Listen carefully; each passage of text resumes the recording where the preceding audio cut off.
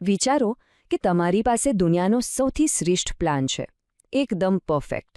પણ જો એ પ્લાન ફક્ત કાગળ પર જ રહી જાય તો એનો શું મતલબ? સંચાલનમાં એક એવી તાકાત છે જ્યાં કાગળ પરના પ્લાનને હકીકતમાં બદલે છે, જે આખી સંસ્થાના એન્જિનને સ્ટાર્ટ કરે છે, અને એ શક્તિનું નામ છે દોરવણી.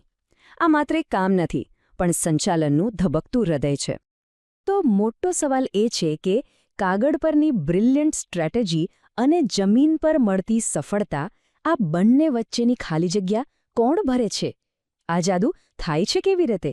વેલ, એ જાદુઈ કડીનું નામ છે દોરવણી.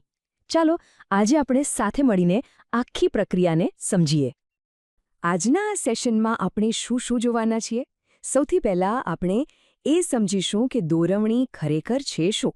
પછી આપણે એની લાક્ષણિકતાઓ જોઈશું, જાણીશું કે એ કેમ આટલી બધી મહત્વની છે. ત્યાર પછી આપણે એના 4 મુખ્ય તત્વો વિશે વાત કરીશું અને છેલ્લે એમાંથી એક તત્વ નિરીક્ષણ પર ઊંડાણપૂર્વક ચર્ચા કરીશું. તો ચલો શરૂઆત કરીએ આપણા પહેલા સવાલથી. દોરવણી એટલે શું? આ શબ્દ સાંભળવામાં જેટલો સરળ લાગે છે, એનો અર્થ એટલો જ ગહન છે. આ ખાલી સૂચનાઓ આપવા વિશે નથી, આ તો યોજનાઓને પરિણામમાં ફેરવવાની એક આખી કળા છે. જો સાવ સાદા શબ્દોમાં કહીએ તો દોરવણી એ એક જહાજના કેપ્ટન જેવું કામ છે.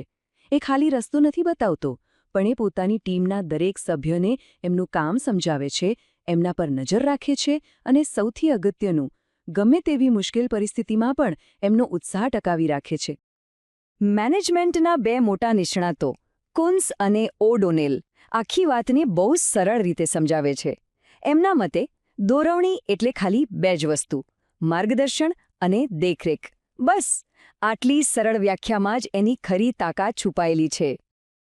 તો આખી વાતનું સાર એ છે કે દોરવણી એટલે ખાલી ઓર્ડર આપવાનું કામ નથી. એ તો એ ખાતરી કરવાની કળા છે કે દરેક વ્યક્તિને આપેલો ઓર્ડર યોગ્ય રીતે સમજાય, એના પર કામ થાય અને આખી ટીમ એક સૂરમાં કામ કરીને નક્કી કરેલા લક્ષ્ય સુધી પહોંચે.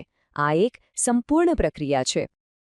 ઓકે, તો આપણે દોરવણીનો અર્થ તો સમજી લીધો, પણ એને વધુ સારી રીતે ઓળખવા માટે આપણે એના સ્વભાવને, એની ખાસિયતોને સમજવી પડશે.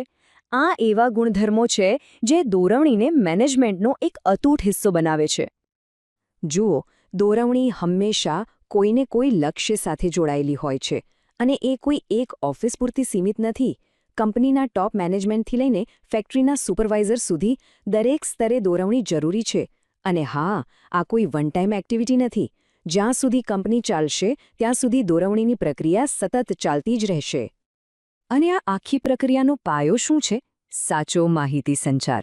જો વાતચીત જ બરાબર ન થાય તો માર્ગદર્શન અને પ્રોત્સાહન કેવી રીતે મળશે? એટલે જ દોરવણીનો પ્રવાહ હંમેશા ઉપરથી નીચે તરફ આવે છે. અને એ આયોજન કે વ્યવસ્થાતંત્રથી અલગ નથી, પણ એમની સાથે મળીને જ કામ કરે છે. ઉપરથી નીચે તરફનો પ્રવાહનો મતલબ શું છે? ચાલો એક ઉદાહરણથી સમજીએ.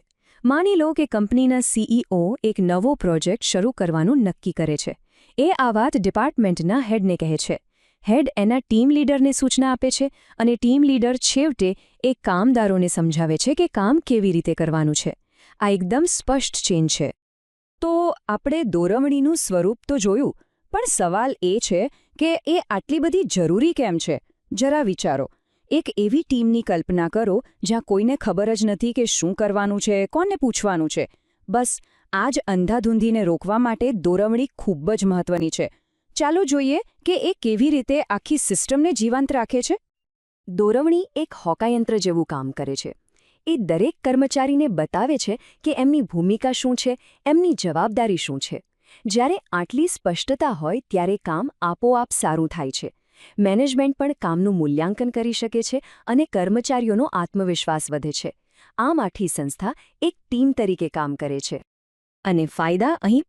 फ्रेंड्स, इस वीडियो को पूरा देखने के लिए आज ही फ्लेक्सी टीचर ऐप सब्सक्राइब करें, जहां आपको मिलेंगे animated videos, digital books, text book solutions, notes, DPP और क्विज. और हाँ, flexi teacher app mobile, TV और कंप्यूटर पर अवेलेबल है. और अगर आपके पास इंटरनेट नहीं है तो तुरंत ऑफलाइन सेट टॉप बॉक्स के लिए संपर्क करें. Flexi teacher, the one you needed.